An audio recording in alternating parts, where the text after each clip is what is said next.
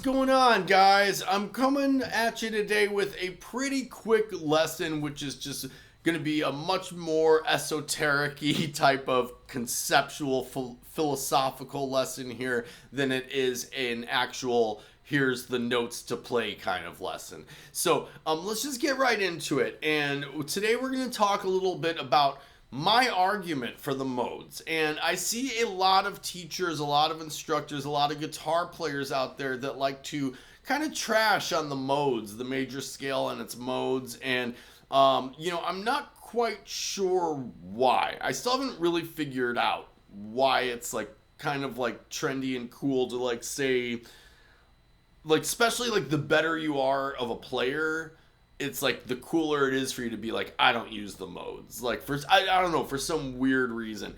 To me, I'm just going to get into why I do like them. I find that, yes, there's a lot of applications that I am not going to be really thinking modes, major scale, right? But there are a lot of applications that I will.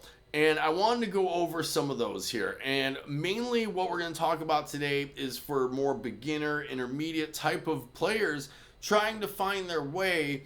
And how do you figure out what scale to play in? What notes are available to you? What notes are diatonic to the key? Now, a lot of times a song, a part, it might not necessarily be in a key, but a huge percentage of the time it is. And what does that mean? That means that all the chords that you're playing all those notes are gonna be found within one scale. In other words, if you play one scale over all of those chords, there won't be any notes that are wrong notes, that are non-diatonic notes, notes that aren't found in that scale. Those are all gonna be, all the chord tones are within that scale.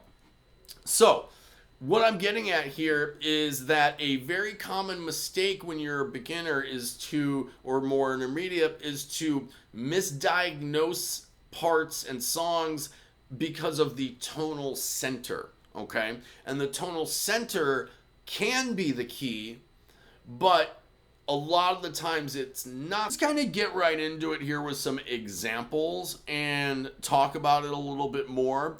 But, really the gist of what I'm really wanting to show more beginners and intermediate players here is that this is, to me, the best way to figure out if you don't know what to play over something.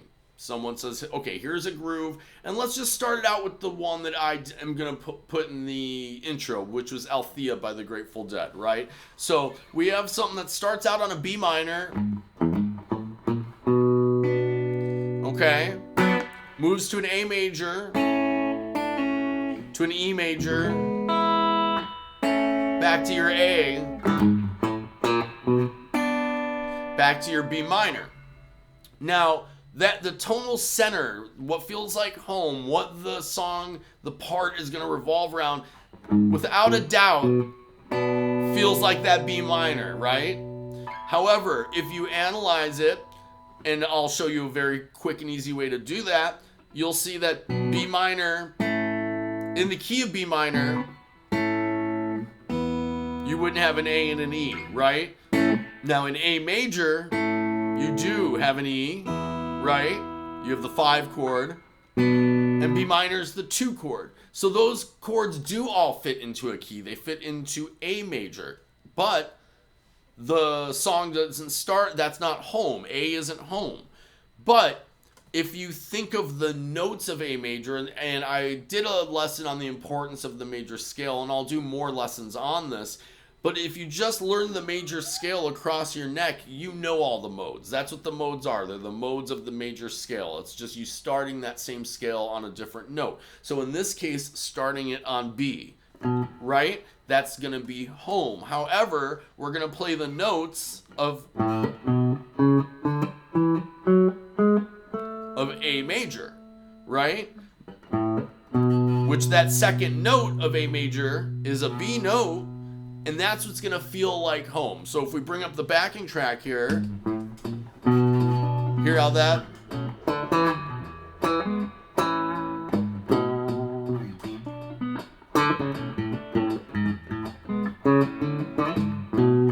So you hear you can hear how it revolves around that B, right? So even though I'm saying A major, I'm thinking out of this B, but my brain is picturing the A major scale across the neck as my available notes, right?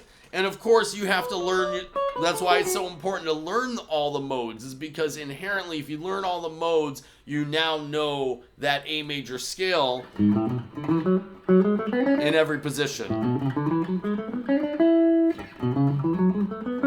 Right? So this goes on. Right? It goes all the way up the neck, and they all connect.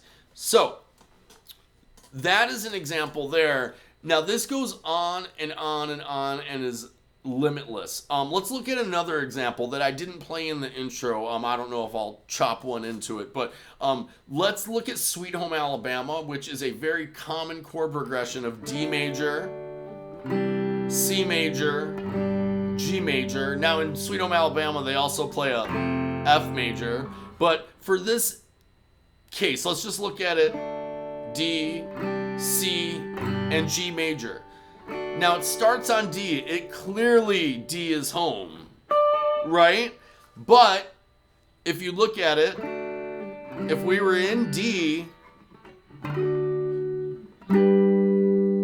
G and A would be our 4 and 5 chord, right?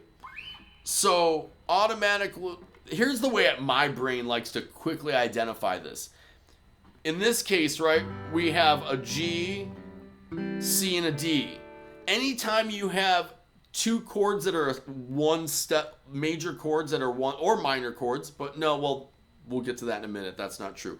Anytime you have two major chords that are a whole step away from each other, a C and a D, an E and an F sharp, an A and a B, anytime you have two major chords like that, your first guess can be that those are going to be your 4 and your 5 chord, okay? So like in Sweet Home Alabama, your D, if your D and your C are your 5, your 4 and your 5, that makes G your 1, right?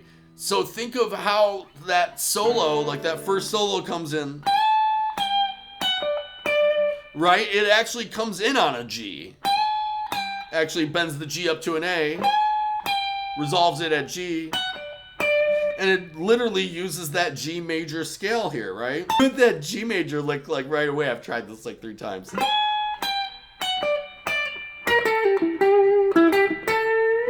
Right? That's all out of your G major there. But it's just that he's still kind of revolving it around that D there, right? So what I'm getting at here is even though it's D is home in this, it's really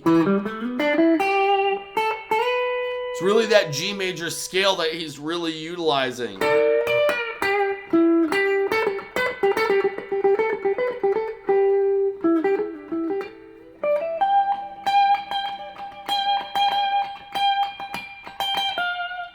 So cool. And actually there's that one time where he does actually just play like straight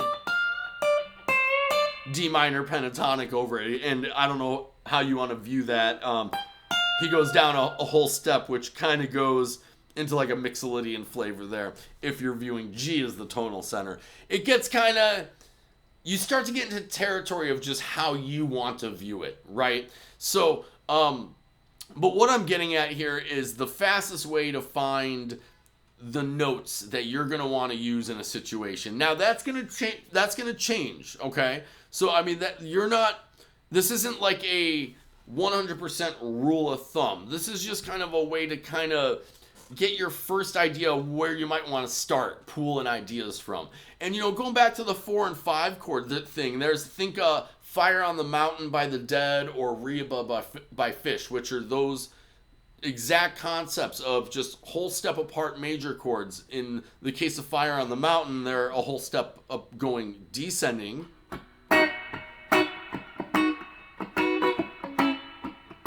So in that case, when you're playing a B and an A major, they're treating that as E major.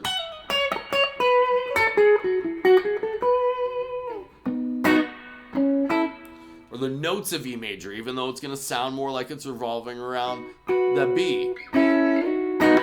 Right? Which is, some people would then view that as B mixolydian. Okay? So that's when people are referring to playing in the modes. But to me, it's just really, I'm not thinking too much about it in that way. I'm just thinking of it as one long scale, and I'm just shifting it to where I need to shift it to have the right notes. Then as you start to get more comfortable with the philosophies of it, you can start to bend rules and toy with things and know where you can do those kinds of things. And then look at Reba, it's the same thing, but instead it's going up.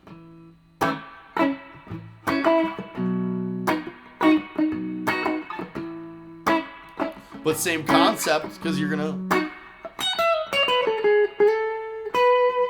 still gonna find your chord, and you hear on my ear, heard that chord tone, right? You don't need to think about those, where's the chord tones, like you're gonna just be within the diatonic notes of the scale, and your ear is gonna tell you where those chord tones are, right? So, and I go into that in a lot of videos of not like overthinking the whole triads and like targeting chord tones, like let your ear do that. Like you just saw in real time my ear do that, and I'm sure you can hear that.